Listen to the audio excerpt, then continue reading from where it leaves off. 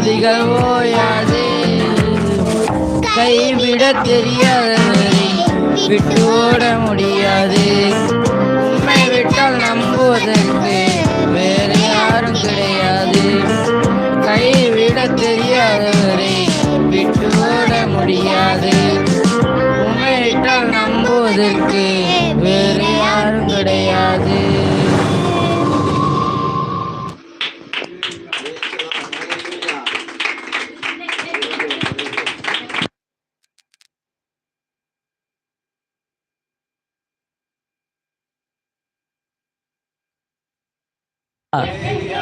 ஆமென். இந்த மைக் சவுண்டை குறைச்சி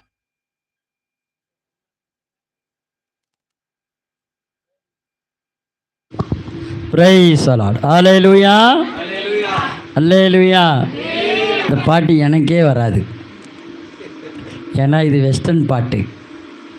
அது ஜான் ஜெபராஜிக்கு மட்டும்தான் வரும். ஆனால் இவங்க அதை முயற்சி எடுக்கும்போது வீட்டம்மா சொன்னால் கண்டிப்பாக அவங்கள பாட வைங்க. ஹல்லேலூயா. அப்புறம் இன்றைக்கி பாட ஆரம்பிச்சிட்டாங்கன்னா வரக்கூடிய காலங்களில் அவங்க என்ன ஆயிடுவாங்க, அதிகமாக பாட ஆரம்பிப்பாங்க. ஆமென். நீங்கள் இவங்க மட்டும் இல்லை, நீங்கள் எல்லோரும் உங்கள் பிள்ளைங்களை ட்ரெயின் அப் பண்ணணும், அவர்களை பாட வைக்கணும். ஹல்லேலூயா, ஹல்லேலூயா, ஹல்லேலூயா. அப்போ பாருங்கள், உமக்கு ஆண்டவருக்கு நன்றி செலுத்தி இந்த நல்ல வேளையில் நாம் எல்லாம் ரெண்டாவது அறிக்கை. என்ன அறிக்கை? ரெண்டாவது அறிக்கை சொல்லுங்கள். அதில் ப்ளூடூத் ஆஃப் பண்ணிடுங்க. ஆமென், ஸ்தோத்திரம். இப்போ பாருங்கள், ரெண்டாவது அறிக்கை. அருமையான தம்பி பீட்டர் அவருடைய திருமணத்தை குறித்து வருகிற 26ஆம் தேதி நமக்கு நவம்பர் மாதத்தில் அவங்க நமக்கு எல்லாத்துக்கும் உங்கள் எல்லாத்துக்கும் லெட்ரு கொடுப்பார்கள். நீங்கள் குடும்பமாக திருமணத்தில் கலந்து கொண்டு தம்பதியினரை, புதிதாக இணையக்கூடிய தம்பதியினர்களை நீங்கள் என்ன பண்ண வேண்டும்? ஆசீர்வதிக்க வேண்டும்.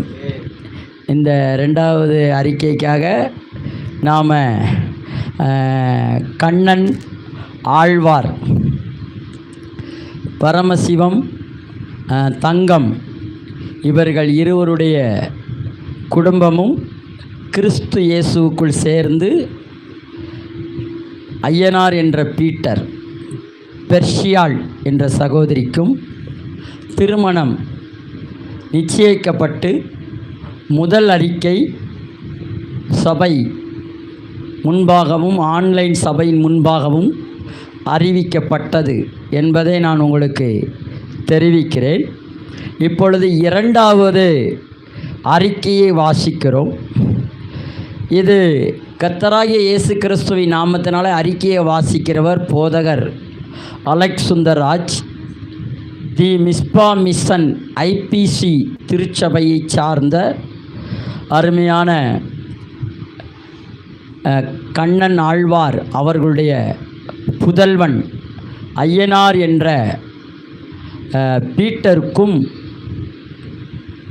அதாவது கர்த்தரின் சேனையை சபையை சார்ந்த செவந்திபுரத்தில் இருக்கக்கூடிய சபையை சார்ந்த ராஜகுரு போதகருக்கு கீழே இருக்கக்கூடிய குடும்பம் பரமசிவம் என்ற தங்கம் அவர்களுடைய குமாரத்தி பெர்ஷியாளுக்கும் இந்த திருமணமானது நிச்சயிக்கப்பட்டிருக்கிறது என்பதை சபைக்கு முன்பாக இரண்டாவது அறிக்கையாக நாம் அறிவிக்கிறோம். இந்த திருமணத்திற்கு சேரக்கூடாத அளவுக்கு ஏதாயிலும் தடை ஏதேனும் உண்டானால் நீங்கள் இரண்டு போதகரிடத்திலையும் எழுத்தின் மூலமாய் தெரிவிக்கும்படி உங்களை சபையின் சார்பில் கேட்டுக்கொள்ளப்படுகிறது. அப்படி இல்லைனால் ஒரு காலமும் ஒருவனும் என்ன பண்ணக்கூடாது, சொல்லாதிருக்க கடவனாக ரெண்டாவது அறிக்கை வாசிக்கப்பட்டு விட்டது. கடவுள் உங்கள் ஒவ்வொருவரையும் ஆசீர்வதிப்பாராக.